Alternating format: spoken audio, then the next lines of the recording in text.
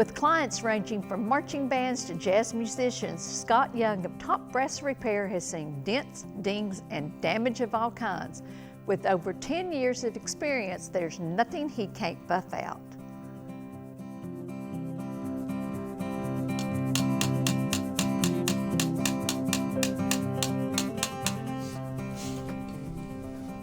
The number of people that can repair within a particular region, there's less than a handful of people that have this particular skill set, because it does require a fair amount of musical knowledge, which takes tens of years to develop over time. But then there's also like a functional mechanical ability. So you're pulling different parts of the brain together. The flowery creative side of the brain and the more technical engineering side of the brain, they're coming together to communicate back to the customer exactly what they need for the instruments.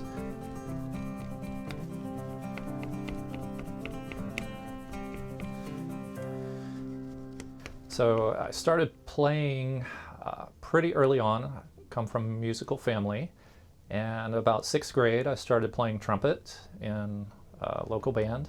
Played all the way through college, marched a couple years at the University of Tennessee, and then from there I worked in coffee shops for several years, and then transitioned back into music on the retail side.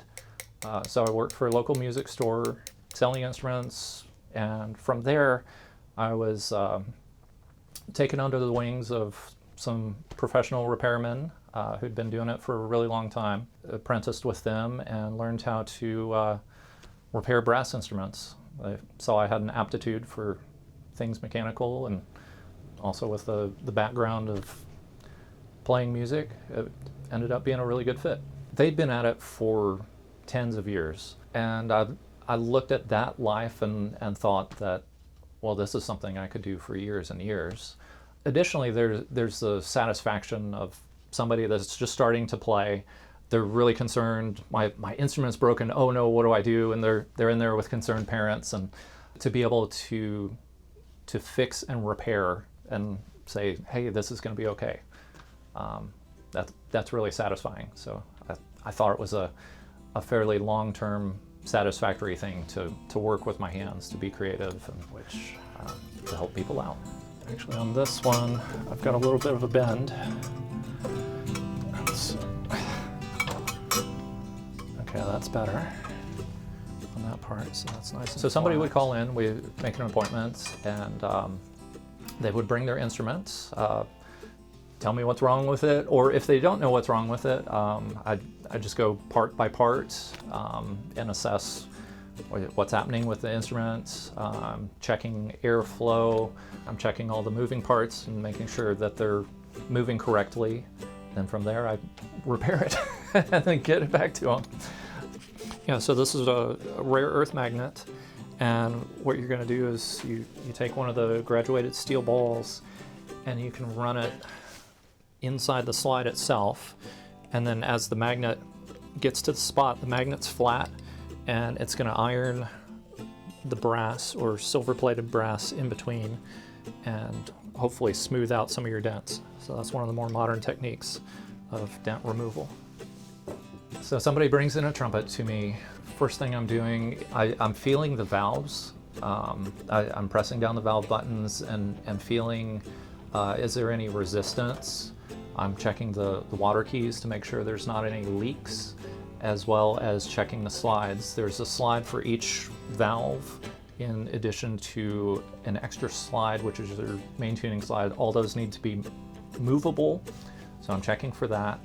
And then I'm potentially taking it apart, putting it back together, making sure there's no obstructions. One of the last things I do is I play the instrument, so I'm feeling for any air resistance, making sure that all the valves are lining up. So there's a lot of kind of physical feel and also like breath support feel to that. A trombone, I'm checking the main tuning slide, looking for any cosmetic dents, and then also the main slide. As you stop along different portions of the slide, it lengthens or shortens the tubing to produce the different notes. So I'm making sure that everything's smooth there, checking the water key on that. French horn, it would be similar to trumpet as far as checking all the slides, checking for leaks as you blow through it, but the unique aspect is a rotor system, making sure all the rotors are moving smoothly as opposed to a piston with the trumpets. As well on the rotor system, so those rotors have to rotate a certain angle, and then they have to stop. And so I'm making sure that the linkages are correct, that the distance of the rotation is correct.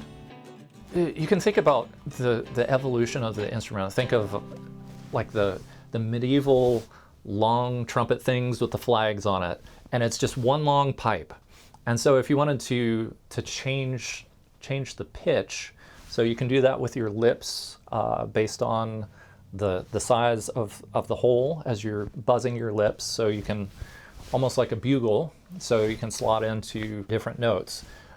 You can change the length of tubing as you press down on valves, so you're taking that medieval long pipe and you're shortening it and you're wrapping it around. So you've still got this really long length of pipe, but you've wrapped it in on itself so it's nice and compact.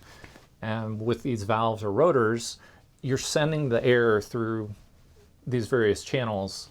And I find that fascinating. So as far as satisfaction, it is taking something, so a customer will bring in a horn, they're very concerned. It's really satisfying to be able to take that horn, repair whatever needs repairing, or even bringing something back to a better condition. So somebody's brought in an antique horn, it's really tarnished, looks kind of rough, they played it years ago, they want to get back into playing, then I'm able to take it and revive it. And a good quality instrument is going to last somebody a lifetime. So bringing it back up to usability and then seeing the joy on somebody's face as, wow, I haven't seen that horn look that way